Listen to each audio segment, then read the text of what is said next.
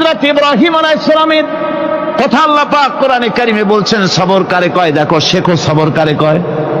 আল্লাহ পাক বললেন, ইব্রাহিম তোমার বিবি আর তোমার নবজাতক এই সন্তানকে রেখে আসো মক্কা নগরীতে।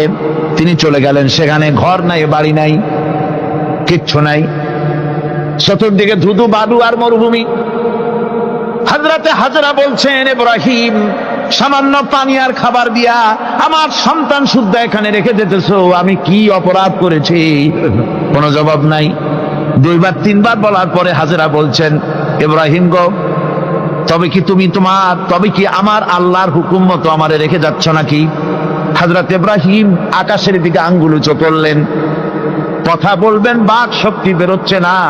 80 বছর বয়সের সময় একটা বাচ্চা আল্লাহ তারে দিচ্ছেন, আর এমন বাচ্চা পয়গম্বরের ছেলে, কি সুন্দর চেহারা, মরুভূমির উপরে ফালাই দিয়ে রওনা হয়ে যাচ্ছেন, মুখ দিয়া কথা সরছে না, আকাশের দিকে দেখালেন। হযরত হাজরা বুঝতে পারলেন। হযরত হাজরা বলেন, ইব্রাহিম কোনো চিন্তা নাই, নিশ্চিন্ত মনে বাড়ি ফিরে যাও। আমি আমার আল্লাহর উপরে এতটা ভরসা করি, আল্লাহর হুকুমে যদি আমার এখানে রেখে যেয়ে থাকো, আল্লাহ পাক আমাকে আর আমার কলিজার টুকরা ইসমাইলকে পানিতে আর খাবারে মারবেন না, অবশ্যই তিনি ব্যবস্থা করবেন। ব্যবস্থা হয়ে গেল। হযরত ইসমাইল বড় হয়ে গেলেন। আল্লাহ পাক অর্ডার করলেন, জবাহ করো ছেলেকে। হযরত ইব্রাহিম আলাইহিস সালাম যখন জবাহের প্রস্তাব করলেন, হযরত ইসমাইল তা আপত্তি করতেন, বাবাজি আমার মায়ের আর আমাকে বাচ্চা অবস্থায় ফেলে গেলেন, খাবার দেন নাই, পরার দেন নাই, বছরের পর বছর আমাদের এখানে কাটলো, দেখতেও আসেন নাই, আজ আসছেন জবাহ দিতে। এটা কেমন কথা? কি ধরনের বাপ আপনি? এরকম বলছে নাকি? এরকম বলছে। হযরত ইব্রাহিম আলাইহিস সালাম প্রস্তাবটা কিভাবে পারলেন? আল্লাহ পাক কোরআনে কারিমে দৃষ্টান্ত রেখে দিয়েছেন।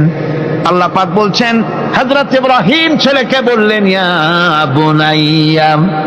বুনাইয়া, হে আমার কলিজার টুকরা লাডলা, হে আমার কলিজার টুকরা সন্তান, ইন্নী আরা ফিল মানাম আন্নী আযবাহুক, আমি স্বপ্নে দেখছি আমি যেন তোমাকে জবাহ করতেছি। ফানজুর মাযা তারা, তোমার রায় কি বলো?